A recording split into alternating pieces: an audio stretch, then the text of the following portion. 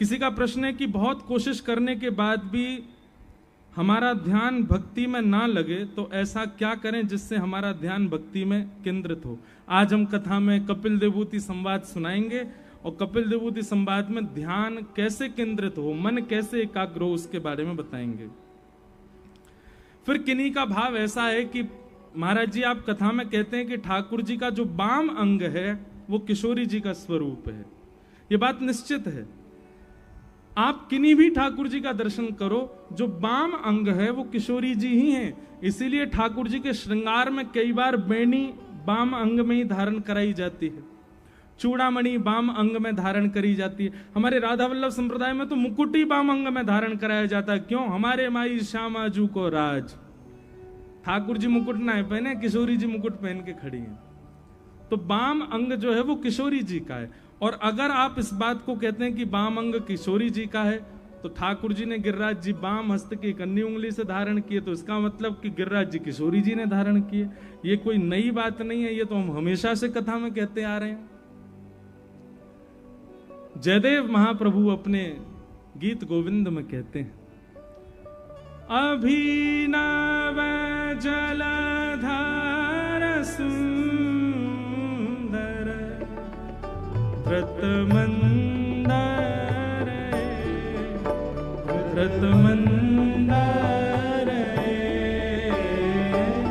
श्रीमुख चंद्र चकोर जय जय देव हरे। श्रीमुख चंद्र चकोर जय जय देव हरे।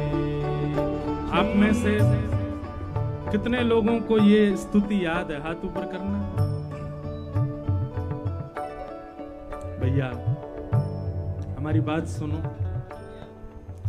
ये हमारे भारत में एक बहुत अच्छे कवि हुए जिनका नाम था जयदेव महाप्रभु। क्या नाम था? जयदेव महाप्रभु ने श्री जगन्नाथ भगवान को प्रसन्न करने के लिए गीत गोविंद नाम का एक ग्रंथ लिखा, जिसमें बहुत सारी अष्टपदियां हैं। उनमें से एक अष्टपदी ये है, सबसे सरल है इसलिए इसको हम गाते हैं। और भी कठिन कठिन कई अष्टपदियां हैं। लो भैया जगन्नाथ भगवान आ गए, बोलो जगन्नाथ महाप्रभु की। इस अष्टपदी का भाव क्या है ये सुनो, फिर गाएंगे। भक्तमाल जी में श्री नाभा गोस्वामी जी जयदेव महाप्रभु का चरित्र लिखते हुए कहते हैं, और जिनको और विस्तार से सुनना हो 26 तारीख वाली कथा जरूर सुनना, उसमें हम जयदेव महाप्रभु का प्रसंग विस्तार से सुनाएंगे। तो श्री जयदेव महाप्रभु जो थे, इन्होंने जब अष्टपदी गीत गोविंद की लिखी, जगन्नाथ महाप्रभु इतने प्रसन्न हो गए, इतने प्रसन्न हो गए, इतने प्रसन्न हो गए इनसे कि इस अष्टपदी में तो महाप्रभु जी ने भी 2 पंक्तियां अपने हाथ से लिखी हैं, जगन्नाथ भगवान ने। जैसे कि जयदेव महाप्रभु तो गा रहे हैं, अभिनव जलधर सुंदर धृत मंदर श्रीमुख चंद्र चकोर, और आगे वे लिखना चाहते हैं जय जगदीश हरे। परंतु इस पद को सुनकर के जगन्नाथ महाप्रभु इतने प्रसन्न हो गए, उन्होंने जय जगदीश हरे मिटा करके सब जगह लिख दिया जय जय देव हरे। जिन जयदेव जी ने ये लिखा है उनकी जय जय हो, क्योंकि उन्होंने हमारे रहस्य को लिख दिया। जयदेव महाप्रभु कहते हैं, बोले नाथ, जब इंद्र ने मेघमालाओं को आज्ञा की और गड़गड़ करके काले बादलों ने आकाश को घेर लिया, तब आपने धृत मंदर आपने एक पर्वत को उठाया। पर कैसे उठाया? बोले श्रीमुख चंद्र चकोर जय जय देव हरे। हमारे पीछे श्रीनाथ जी दिख रहे हैं आपको? ये गिरधरधारी स्वरूप है ठाकुर जी का। नेत्र कहां है ठाकुर जी के? नीचे ऐसे खड़े हैं ठाकुर जी। तो ऐसे क्यों खड़े हैं? तो जयदेव महाप्रभु कहते हैं, बोले भगवान एक शिला के ऊपर खड़े हैं, हाथ में गिरिराज जी धारण कर रखे हैं, लाखों ब्रजवासी चारों ओर गिरिराज जी के नीचे ओट लेकर के खड़े हैं, लेकिन ठाकुर जी के ठीक सामने हमारी किशोरी जी खड़ी हैं, हमारी बरसाने वाली खड़ी हैं। ठाकुर जी ने जैसे गिरिराज जी धारण किए, सामने किशोरी जी को निहार रहे हैं, इसलिए ठाकुर जी के नेत्र नीचे हैं, किशोरी जी को देख रहे हैं। जयदेव महाप्रभु कहते हैं, बोले भगवान आपने 7 दिन 7 रात्रि पर्यंत गिरिराज जी धारण करके रखे, क्या इंद्र को पता नहीं चला कि आप भगवान हो? 21 किलोमीटर लंबा चौड़ा पर्वत कोई बालक उठा ले और देवता उसके बाद भी ये विचार नहीं कर पा रहे कि ये भगवान नहीं है। ऐसा हो नहीं सकता ठाकुर जी। इतने विशाल पर्वत को आपने वाम हंस की कन्नी उंगली के नख पर धारण कर लिया, देवताओं में तो अफरा तफरी मच गई थी। जयदेव महाप्रभु कह रहे हैं, और सब दौड़े दौड़े इंद्र के पास गए, बोले इंद्र अभी वर्षा बंद कर, देख नहीं रहा है कौन है? साक्षात परमात्मा है, उन्होंने ही नख पर गिरिराज जी धारण किए, कोई सामान्य बालक नहीं कर सकता, अरे कोई राक्षस भी ये नहीं कर सकता, ये साक्षात जगदीश्वर हैं, अभी वर्षा बंद कर दे, नहीं तो तेरा हाल अच्छा नहीं होगा। इंद्र ने तो वर्षा बंद करनी चाहिए। धीमी वर्षा जैसे ही होने लगी, सोई ठाकुर जी ने इंद्र की ओर देखा, बोले देखना रोए, श्री जी सामने खड़ी है हमारे, और श्री जी के दर्शन करवे को हमको सौभाग्य मिल रहा है, ऐसा सौभाग्य बार बार ना मिले। अरे इंद्र जे श्री जी कभी कहीं को चली जाए, कभी कहीं को चली जाए, हमारे नेत्रन के आगे डटे ही ना है।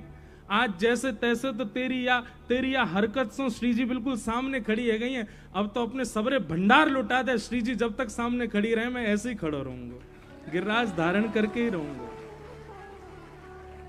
जयदेव महाप्रभु कहते हैं, इंद्र को तो 7 मिनट में ही पता चल गया था कि आप भगवान हो, लेकिन 7 दिन 7 रात्रि वर्षा आपने जानबूझ के करवाई ताकि आप श्री जी को देख सको, ताकि आप किशोरी जी का दर्शन कर सको। श्री मुख चंद्र चकोर जय जय देव है। किशोरी जी को देखने के लिए ठाकुर जी ने गिरिराज जी उठाए। एक भाव। दूसरा भाव, ये वाम अंग जो है ना, ये श्री जी ही हैं, इसलिए ठाकुर जी की आह्लादनी शक्ति कौन है? किशोरी जी हैं। सब पूरा वृंदावन जानता है इस बात को। भगवान ने जितनी भी लीलाएं की, अब आप देखो रास पंचाध्याय की कथा सुनेंगे तो रास पंचाध्याय में भगवान जब अंतर्ध्यान हो गए, तो अंतर्ध्यान होते ही गोपियां सब रोती रोती कहां गई? किशोरी जी के पास गई, और तब किशोरी जी ने कृपा करके सब गोपियों को क्या प्रदान किया? गोपी गीत। और तब किशोरी जी की कृपा से गोपियों ने गोपी गीत गाया, तब ठाकुर जी पुनः प्रकट हुए और महाराज हुआ। तो महाराज किसने करवाया? श्री जी ने करवाया। गिरिराज लीला किसने करवाई? श्री जी ने करवाई। समस्त जितनी भी भगवान की लीलाएं हुई हैं उसमें गोपनीय रूप से श्री जी ही हैं। फिर आप जिनका ये पत्र है वो आगे कह रहे हैं कि बोले भगवान ने तो, या को मतलब तो ये है कि ठाकुर करें, श्री जी क्रेडिट ले जाएं, ठाकुर जी करें, हमारी श्यामाजू और सबरो बल ले जाएं, वाको सबरो श्रेय ले जाएं ठाकुर जी। अब देखो दो बातें, वृंदावन वाले तो सब जाने कि भैया सब करवे वारी श्री जी हैं, लेकिन जिनको अभी वृंदावन में प्रवेश नहीं भया उनको ऐसा लगा कि ठाकुर जी कर रहे हैं। मतलब बाहर के लोगों को तो ऐसा लगा कि ठाकुर जी ने गिरिराज जी उठाए, ठाकुर जी ने लीला करी, पर जिनको प्रवेश वृंदावन में है चुको है, जिनको प्रवेश रस में है चुको है, जिनको प्रवेश रसकन के बीच में है चुका है, उनको भेद पता चल गया है। ठाकुर जी कछु ना करें, हमारे माई श्यामा जू को राज, हमारे माई श्यामा जू को राज, हमारे माई श्यामा जू को राज, हमारे माई श्यामा जू को राज। कैसी है श्यामा जू? ओ जाके अधीन सदा ही सावरो, जाके अधीन सदा ही सावरो, जाके अधीन सदा ही सावरो, जाके अधीन सदा ही सावरो, या ब्रज को सिरताज हो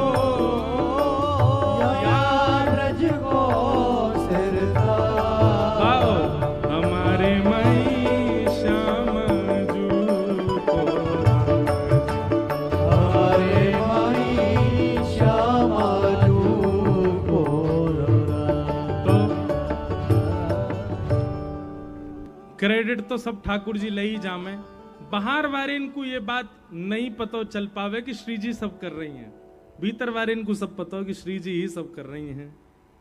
अब जैसे बाहर वाले इनको यूं लगे प्रधानमंत्री सब काम कर रहे हैं, प्रधानमंत्री ये कर रहे हैं, प्रधानमंत्री की इच्छा से ये हो रहा है, लेकिन अंदर वालों को सब पता होता है प्रधानमंत्री के नीचे बहुत बड़ी टीम बैठी है जो सारे काम कर रही है। ऐसे ही बाहर वाले इनको ये बात लगे कि भैया ठाकुर जी कर रहे हैं, पर ठाकुर जी कछु ना कर रहे, ये तो केवल माल उड़ामे भोग लगामे, क्रेडिट लेते हैं ठाकुर जी, क्रिया तो सब किशोरी जी करती हैं, सेवा तो सारी श्री जी करें हमारी। एक व्यक्ति ने मुझसे प्रश्न किया कि हमारे वृंदावन में श्री जी का दर्शन क्यों नहीं? बिहारी जी में बिहारी जी बैठे हैं, बगल में गादी रूप में श्री जी बैठी हैं, राधा वल्लभ जी को बगल में भी गादी रूप में श्री जी बैठी हैं, राधा रमन जी में भी बगल में चूड़ामणि रूप में श्री जी बैठी हैं। श्री जी हैं कहाँ हैं? बोले भैया दर्शन देवे के काजे ठाकुर जी बैठा रखे, तुम बैठे रहो यहाँ, सबन को भीड़ को तुम संभालो। और जो खूब नाम जप कर रहे हैं, खूब रस में डूबे भये हैं, ऐसे वृंदावन में विचरण कर रहे संत जन, उनके पास घूम घूम करके सबकी सुध लेवे के काजे श्री जी गई भैया, या हमारे दर्शन ना आए रहे। श्री जी तो बाहर विचरण कर रही हैं, बाहर से ले करके सबन को वृंदावन आ रही हैं। वृंदावन में ऐसे ऐसे रसिक जन हैं जो कितने कितने दिनांशों भूखे बैठे हैं, उनको भोजन की सेवा देनो, कोई के शरीर में कोई रोग है कि वाक्य रोग को निवृत्त करनो, कोई को जल की व्यवस्था करवानो, कोई के प्रेम में भाव प्रवृत्त करनो, इन सब भावंशों श्री जी तो भ्रमण करती रहे। ठाकुर जी एक जगह बैठा रखे, तुम बैठे रहो। एक भाव ये भी है कि श्री जी इसलिए दर्शन नहीं दे रही, वो भ्रमण करती रहती हैं, घूमती रहे में पूरे दिन। तो ऐसे भाव हैं। अब बाकियों को हम बाद में कभी कहेंगे, कथा क्रम कह लें। आज ठाकुर जी को जन्मोत्सव करना है, अभी तक तो परीक्षित को श्राप नहीं लगो, और ठाकुर जी को कथा, हमारी कथा ऐसी है भैया, हम बहुत पीछे रह जाते हैं कथा कहते कहते, भाव इतने आ जाते हैं। 1 महीना की कथा कराई एक बाबा ने नासिक में, बामऊ हम प्रहलाद चरित्र तक ही पहुंच पाए 30 दिना में, इतना आनंद आवे। और वहां में भी सब लोग यूं कहें कि ब्रज, आज भी मुंह पे आ गए, बोले कुम्मन दास जी को ने एक चरित्र सुनाए दो, कृष्णदास जी को चरित्र। अब इन भक्तन के चरित्र सुनामे तो फिर वहां में समय लग जाए, और फिर हमारा यूं है कि अधूरा नहीं सुनाए, पूरा पूरा सुनाए बढ़िया सो। फिर भी आओ आज के क्रम में प्रवेश करें। वेद व्यास जी महाराज ने भागवत की रचना की, सूक्ष्म में समझिएगा बातों को। एक तो कोई उठ के नहीं जाएगा आज नंदोत्सव से पहले, चाहे तुम्हें गर्मी लग रही हो, चाहे तुम्हें प्यास लग रही हो। हमारी स्थिति आपसे ज्यादा खराब है, पर फिर भी हम पूरे बैठ के कथा सुना रहे हैं।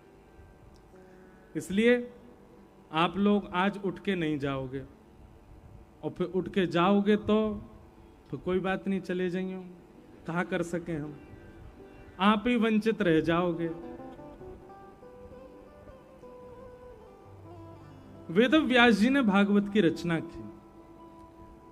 जब वेद व्यास जी महाराज पहले ही 18 उप पुराण लिख चुके थे, 17 महापुराण लिख चुके थे, 4 वेद लिख चुके थे, महाभारत लिख चुके थे, तो फिर एक और भागवत ग्रंथ लिखने की आवश्यकता क्यों हुई? तब वर्णन करते हैं कि वेद व्यास जी ने अभी तक जितने भी ग्रंथ लिखे हैं ना, उन सब में धार्मिक व्यक्ति को संतोष हो जाता है उन ग्रंथों को पढ़ने से। बहुत ध्यान से सुनना। धर्म, अर्थ, काम और मोक्ष, इन 4 पुरुषार्थों को पाना जिनकी स्थिति है, उनके लिए तो वो सारे ग्रंथ बहुत अच्छे हैं। जिसको धर्म से लगाव है, जिसको अर्थ की कामना है, अर्थ माने धन, धर्म, अर्थ, जिसको बहुत सारी कामनाओं की पूर्ति करनी है, और जिसको मोक्ष की कामना है, ऐसे 4 प्रकार के लोगों के लिए बाकी के सारे ग्रंथ बड़े बड़े श्रेष्ठ हैं। पर जो पंचम पुरुषार्थ का अनुयायी है, उसके लिए वे काम नहीं आने वाले। पंचम पुरुषार्थ किसको कहते हैं? पंचम पुरुषार्थ कहते हैं प्रेम को। किसको कहते हैं? प्रेमी व्यक्ति कई बार धर्म की बाउंड्री में नहीं रह पाता। प्रेमी व्यक्ति कई बार अर्थ की स्थिति में नहीं होता। मीराबाई धनवान थी पर फिर भी धन नहीं था। सूरदास जी धनवान थे पर फिर भी धन नहीं था।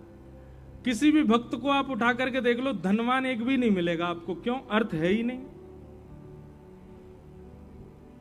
प्रेमी व्यक्ति के पास में धर्म की आड़ में वो रह नहीं पाएगा, वो उससे परे हो जाता है।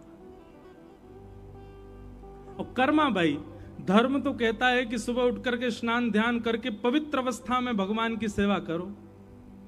और कर्मा क्या कर रही है? बिना नहाए धोए सुबह सुबह दातुन कर रही है और ठाकुर जी खिचड़ी बना रही है। थाली भर के लाई खींचड़ो, ऊपर घी की बात की, जीमो म्हारा शाम घनी जमावे बेटी जाट की। और ठाकुर जी दौड़े दौड़े आते हैं कर्माबाई की वो खिचड़ी पावे के लिए। अब सबरी की भक्ति कैसी? अब यहां धर्म कहां है? ठाकुर जी को झूठा खिलाना चाहिए? नहीं। पर सबरी क्या कर रही है? बेर खाती है, चख के देखती है, अगर खट्टे होते हैं तो दूर फेंक देती है, मीठे होती है तो ठाकुर जी को दे दी, इसको पाओ। ठाकुर जी उसका झूठा पा लेते हैं। तो प्रेमी व्यक्ति जब हो जाता है ना, तो धर्म की कई बातों से ऊपर निकल जाता है। अर्थ की उसको इच्छा नहीं होती, धन की इच्छा नहीं होती प्रेमी व्यक्ति को। धर्म, अर्थ और तीसरी बात काम, संसारी कामना तो होती नहीं है प्रेमी की। उसकी तो केवल एक ही कामना है कि बस ठाकुर जी हमसे रीझे रहे हैं, ठाकुर जी हमारे प्रसन्न रहे, ठाकुर जी हमारे राजी रहे, उसकी एक ही कामना है। तो ना तो वो धर्म से बंधा है, ना वो अर्थ में बंधा है, ना वो कामना में बंधा। और सबसे अंतिम बात, प्रेमी भक्त को मोक्ष की भी कामना नहीं है। हमारे वृंदावन जाओ, ब्रजवासियों से पूछो मुक्ति चाहिए, तो ब्रजवासी कहेंगे मुक्ति नौन सी खारी लागे भैया, हमें मुक्ति नहीं चाहिए, मुक्ति की कामना नहीं है। अरे कहां तक कहें, श्री उद्धव जी महाराज जब वृंदावन जाते हैं तो वृंदावन जाकर के विधाता के आगे झोली फैला करके कहते हैं क्या? आशा महो चरण रेणुज श्याम हम श्याम, वृंदावने किमपि गुलमल तौषधीना। अरे विधाता, यदि आपको कुछ देना ही है तो हमको एक ही वरदान दे दो। क्या? मैं वृंदावन का एक छोटा सा पौधा बन जाऊं, मेरा पुनर्जन्म वृंदावन में हो जाए। विधाता कहने लगे उद्धव, तुम बृहस्पति के शिष्य हो, तुम जानते हो कि मानव जन्म से मुक्त होने के लिए हम मानव बने हैं, हम संसार से मुक्त होने के लिए मानव। और तुम कह रहे हो कि मुझे दोबारा पृथ्वी पे भेज दो। बोले भेज दो, पर वृंदावन भेज दो। वृंदावन के तज हमें और कुछ नहीं चाहिए। वृंदावन की बात आ जाती, इतने सारे पद मेरे मन में घूमने लगते हैं। हमारे रसिक जन कहते हैं कि भैया वृंदावन तो बार बार मांगो ठाकुर जी से।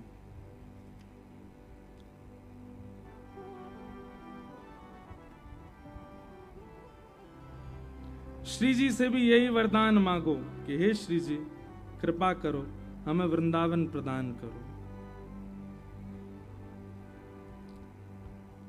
जय हो। अब पद बाद में गाएंगे।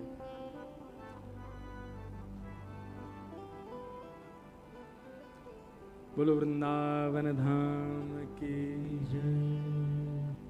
हमारे श्री हरिराम व्यास जी, उन्होंने वृंदावन रस को खूब गाया। हरिराम व्यास जी कहते हैं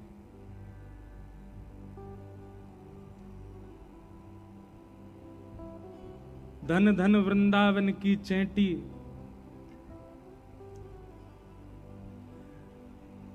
धन धन वृंदावन के बंदर, धन धन वृंदावन के मेढक, धन धन वृंदावन की मक्खी, धन धन वृंदावन के वृंदावन की डुकरिया, धन धन वृंदावन के पक्षी, एक अभय राम जी करके हुए हमारे वृंदावन में, उन्होंने वृंदावन को खूब भाव से कहा।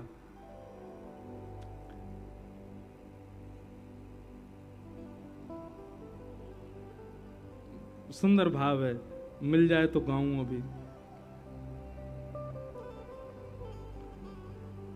धन धन वृंदावन के बंदर, आन कान कहू की नहीं माने, लूटे सबके अंतर। धन धन वृंदावन के कौन? बंदर। धन धन वृंदावन के बंदर, आन कान काहू की नहीं माने, लूटे सबके अंतर। गैल गिरारे कूदत डोले, कहां हवेली मंदिर। धन धन वृंदावन के बंदर। ऐसे ही इन्होंने खूब सारे भाव लिखे। धन धन वृंदावन की चेटी, धन धन वृंदावन की कोयलकारी, जिन बागन में रहे सदाई, बोलत है मतवारी। धन धन वृंदावन की कोयलकारी। धन धन वृंदावन के विरक्त संत, कैसे? बोले प्रात होए जमुना में नहावे, आछे रज सेवंत, ब्रजवासन के टुकड़ा पामे, भोजन करें एकांत। धन धन वृंदावन के संत। और क्या कह रहे हैं? धन धन धन धन वृंदावन के गधा, माटी ईंट पीठ पे ढूंढे, सबके बनावे द्वारे, गैल घाट में करें जीविका, हैकत है मतवारे। अरे भैया धन्य है वृंदावन के गधा। बोले काहे को? ब्रजवासी के घर बनाए इनने, अपनी पीठ पे उठा उठा के सीमेंट ले गए, मट्टी ले गए, ईंटा ले गए, तब जाके ब्रजवासी इनको रहवे के घर बनाए इनने। धन धन वृंदावन की चेटी, क्यों? बोले महाप्रसाद को किनका लेके जाए, भिले में बैठी, है गयो ज्ञान ध्यान हृदय में, व्याधि जन्म सो मेटी। धन धन वृंदावन की चेटी। धन धन वृंदावन के मेढक, ठाकुर की मोरी पे बैठे, बोले न्यारे न्यारे, महाप्रसाद को पानी पी में, मिट गए पाप सवारे। धन धन वृंदावन के मच्छर, काहे को? साधु संत के अंग को खामे, भजन करावन वारे। बोले भजन करें पूरे दिन साधु संत, पूरे दिन राधे राधे राधे राधे जपें साधु संत, और उनके अंग को जाकर के मच्छर खा जाए, उनके रक्त की एक बूंद लेकर के वो मच्छर मर जाता होगा तो वाकू वैकुंठ मिलता होगा। क्यों? बोले राधा राधा जब्बे वारे संतन को खा के आया हो भैया। धन धन वृंदावन के मच्छर प्यारे।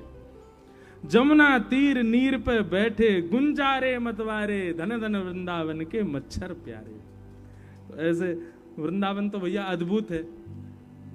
हम ब्रजवासीन को मुक्ति की कामना नहीं है, हम तो एक पद गाते हैं, बधाई में। आज नंदोत्सव है ना, सब लोग झोली फैलाओ, बधाई लो। अभी ठाकुर जी को जन्म नहीं भयो, पहले बधाई लो। सब लोग गईयों मेरे संग में हैं। हम अपने गिरधर लाल जी के जन्मोत्सव पे यही बधाई मांगते हैं ठाकुर जी से। बधाई में गाओ, बधाई में दीजो श्री ब्रज धाम, बधाई में दीजो श्री ब्रज धाम, बधाई में। जाकू अमेरिका कनाडा जानो वो झोली नीचे कर ले, जाकू वृंदावन बसनो वो ही झोली उठाइयो भैया अपनी, जाकू बधाई में वृंदावन चाहिए वो ही झोली उठाइयो। फिर हमसे मत कहियो महाराज जी हमको कनाडा को हमारा वीजा जो है क्या कैंसिल है गयो, क्योंकि आज कथा में जो मांग लोगे वही मिलेगा बधाई में। बधाई में दीजो श्री ब्रज धाम, बधाई में दीजो श्री ब्रज धाम, बधाई में दीजो दीजो श्री ब्रज धाम। बधाई में दीजो श्री ब्रज धाम। ठाकुर जी कह रहे हैं, बोले तुम लोगन को इतना पुण्य नहीं है कि तुमको वृंदावन मिले, तो हम कौन सो कह रहे हैं कि हमको तुम मानव बना के बुलाओ। हे नाथ, हमको ब्रज बुला दो, वृंदावन धाम दे दो। ये नहीं कह रहे हैं कि मानव बनाओ, कछु बना दो। तब दूसरी पंक्ति में क्या कह रहे हैं? वन उपवन और मोर बानर में, वन उपवन और मोर बानर में, वन उपवन और मोर बानर में, वन उपवन और मोर बानर में, वन उपवन और मोर बानर में, वन उपवन और मोर बानर में। कहीं लिख लीजो मेरो नाम, वहीं लिख लीजो मेरो नाम। बधाई में दीजो श्री ब्रज धाम। बधाई में दीजो श्री ब्रज धाम। बधाई में दीजो श्री ब्रज धाम। बधाई में दीजो श्री ब्रज धाम। तो ब्रज की तो स्थिति ऐसी है भैया, ब्रजवासी तो ठाकुर जी सो यही बात कहें, हे बिहारी जी, हे राधा वल्लभ जी, या जन्म में आपने बड़ी कृपा करी जो हमको ब्रजवासी बनायो, अब कृपा करके अगलो जन्म भी हमको ब्रज में ही दे दियो। और एक बात कहूं, बहुत ध्यान से सुनिएगा। 4 प्रकार से ब्रज मिलता है। पहला, जन्म ब्रज में हो, मृत्यु कहीं भी हो जाए, निज ब्रज मिलता है। निज ब्रज मतलब निज वृंदावन। 2 वृंदावन है, एक है वृंदावन जो अभी हमको दिख रहा है, एक है अप्रकट वृंदावन। अप्रकट वृंदावन कैसा है? अप्रकट वृंदावन में सब कुछ ऐसा ही है। बिहारी जी भी हैं, राधा वल्लभ जी हैं, राधा गोविंद देव जी हैं, गोपीनाथ जी हैं, जुगल किशोर जी हैं, राधा रमण जी हैं, सब हैं वहां पर अभी हम आप सब लोगों को जो दर्शन दे रहे हैं वो स्थूल रूप में दे रहे हैं, हिलते डुलते नहीं है ठाकुर जी। लेकिन निज वृंदावन में तो चलते फिरते हिलते डुलते ठाकुर जी दिखे। निज वृंदावन में सामान्य लोगों की भीड़ नहीं है। तो बोले निज वृंदावन में कौन है? बोले श्री हितरवंश महाप्रभु निज वृंदावन में विराज रहे हैं, श्री स्वामी हरदास जी महाराज निज वृंदावन में विराज रहे हैं, गोपाल भट्ट गोस्वामी जी निज वृंदावन में विराज रहे हैं, श्रीमद वल्लभाचार्य जी महाराज निज वृंदावन में विराज रहे हैं, श्री गोसाई श्री विठलनाथ जी महाराज निज वृंदावन में विराज रहे हैं, विठल विपुल विहारन देव जी निज वृंदावन में विराज रहे हैं। ये सारे रसिक जन, मीराबाई, करमेती बाई, ये सब हैं निज वृंदावन में, और इन सबके प्रत्यक्ष दर्शन होते हैं। वृंदावन को भजवे वारो वृंदावन से कभी दूर न जावे, वो वृंदावन को भजतो भजतो प्राण त्याग के फिर वृंदावन में ही आ जावे। लेकिन 4 प्रकार से। पहला, जन्म वृंदावन में हो जाए, मृत्यु कहीं भी हो जाए। दूसरा, जन्म कहीं भी है जाए, अंतिम श्वास वृंदावन में निकल जाए। तीसरा, जन्म कहीं भी है जाए, मृत्यु कहीं भी है जाए, बस अंतिम श्वास निकलते समय या तो ब्रज को प्रसाद मिल जाए, या ब्रज की कोई बात बता दे, या ब्रजवासी दिख जाए। अंते यामति सा गति, अंत में मरते मरते ब्रज को दर्शन है जाए या ब्रजवासी को दर्शन है जाए, तो भी उसको ब्रजमंडल प्राप्त हो जाएगा। और चौथा, सबसे अनूठा और सबसे अद्भुत उपाय क्या? जन्म भी कहीं है जाए, मृत्यु भी कहीं है जाए, अंतिम समय में ब्रज की कोई बात भी नहीं सुनावे, केवल अंतिम संस्कार हैवे से पहले आपकी शव यात्रा में कोई ब्रजवासी 11 कदम चल जाए, वासु ब्रज मिल जाए। ऐसी ब्रज की महिमा है। और ये कोई और नहीं, स्वयं महादेव बता रहे हैं पार्वती जी को। इतनी कृपा है ब्रज की। तो भैया ब्रजवासी मुक्ति की कामना ना करें, ब्रजवासी तो यूं कि हमको फिरते ब्रज मिल जाए, बस यही चाहिए हमें। प्रेम लक्षणा भक्ति जिसके चित्त में होगी वो मुक्ति की कामना नहीं करता है। श्रीमद् भागवत में स्वयं कपिल देवूति संवाद में भगवान कहते हैं दीयमान न ग्रहणंती। प्रेमी भक्त कैसा होता, बोले उसको मैं मुक्ति देता हूं, वो भागता और है, बोले नहीं मुक्ति नहीं चाहिए। तो क्या चाहिए, बोले हमको वृंदावन दे दो, हमको ब्रज दे दो। ब्रज वृंदावन में रहेंगे, दिन रात आपका नाम गाएंगे, कथा सुनेंगे, दिन रात आपके दर्शन करेंगे, बस यही हमारा जीवन बन जाए, ऐसी कृपा करो। तो भागवत जी की रचना क्यों की वेद व्यास जी ने? चतुर्विध पुरुषार्थ का पालन करने वाले लोगों के लिए बहुत सारे ग्रंथ हैं,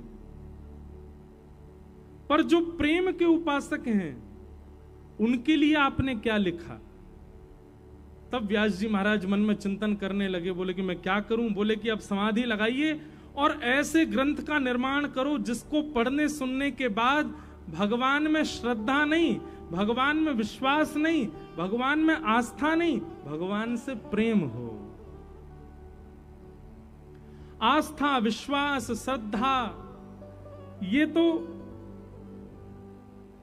नास्तिकों की भी कई बार हो जाती है, पर ठाकुर जी से प्रेम हो जिस ग्रंथ को सुनकर के, ऐसा कोई ग्रंथ लिखिए वेद व्यास जी।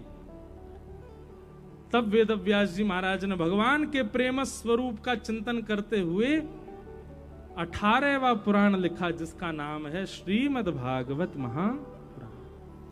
तो भागवत कथा सुनने से आपके चित्त में यदि प्रेम नहीं जगा है, आप प्रेमी नहीं हुए हो, आपके चित्त में किंचित भी प्रेम का संचार नहीं हुआ है, तो आपने कथा नहीं सुनी, कछु और सुन आए हो। फिर श्रीमद् भागवत की कथा तो प्रेमी बनाती है। आप प्रेमी बन जाओ। आपको देख करके, आपको सुन करके, आपके सामने बैठ करके लोग बस प्रेम में डूबे रहेंगे। ऐसी स्थिति हो जाए तो समझो कि आप भागवत के श्रोता या भागवत के वक्ता। प्रेम,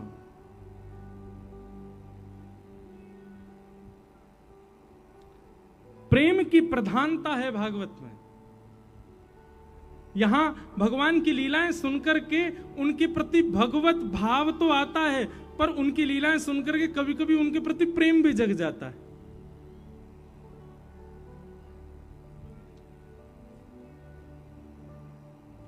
और नन्हे से ठाकुर जी, एक गोपी आई,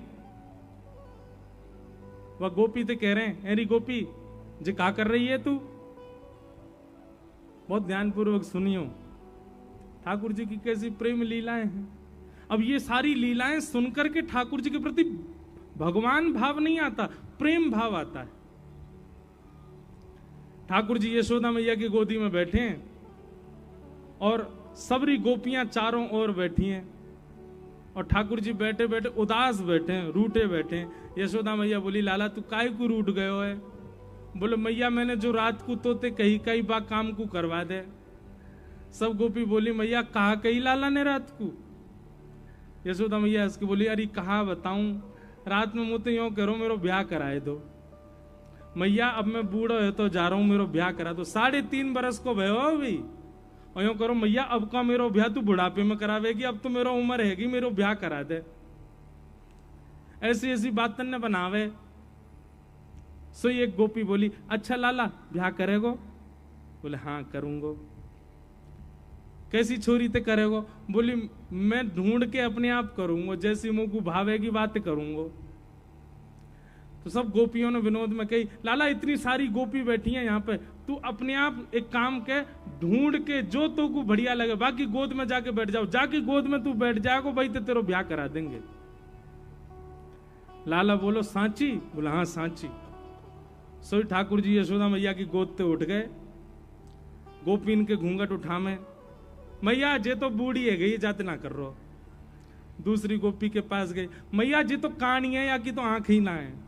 अच्छा है नहीं, जबरदस्ती ठाकुर जी बोल रहे हैं। तीसरी गोपी को मुंह उठा के, मैया जी तो तेज लगे मुंह को तो घर ते निकाल देगी या तो बयान ना कर रहा हूं मैं। ऐसी सब गोपिन के आगे घूम रहे। वहीं दूर एक बिना दांत वाली गोपी बैठी, बूढ़ी बिल्कुल 120 वर्ष की। वो मंद मंद मुस्कुरा रही और मन में सोच रही, बोले लाला तो सबरी युवा युवा गोपीन के पास जाएगो, अब मैं कहा करूं, मैं तो इतनी वृद्ध है गई, मैं तो उबा पंक्ति में ना बैठ सकूं जहां लाला घूंघट उठा रहा है। लेकिन मनी मन खुश है रही है लाला की लीला देख करके, नेत्रन से आंसू निकल रहे हैं और बीच बीच में अपने आंसू पहुंच रही है, एक भी दांत नहीं है वाक्य। लाला सब गोपीन के घूंघट उठा उठा के देख रहा और सोई ठाकुर जी की दृष्टि पड़ी, वो बूढ़ी बिना दांत वाली गोपी बैठी का है।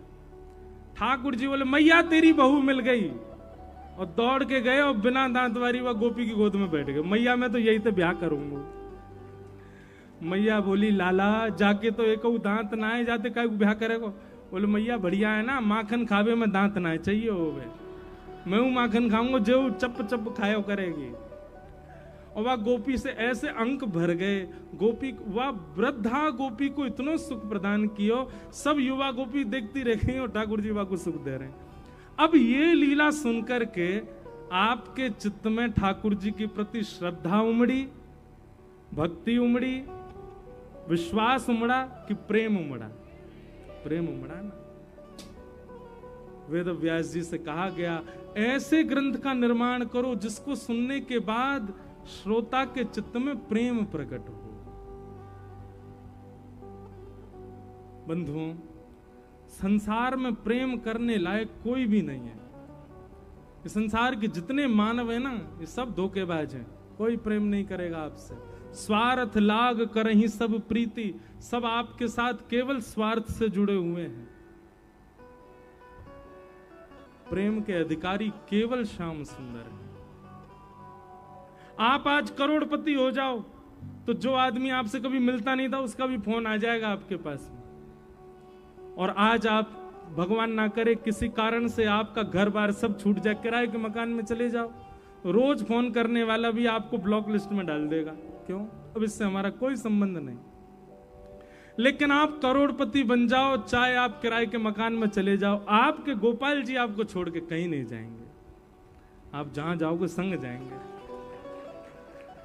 आप 56 भोग पाते थे तो भी गोपाल जी आपके पास रहेंगे, और आपके यहाँ एक समय की रोटी बनती है तो भी गोपाल जी आपको नहीं छोड़ेंगे। ठाकुर जी कभी त्याग नहीं। तो असली प्रेमी कौन? जो हर स्थिति में हमारे संग रहे। ऐसे तो केवल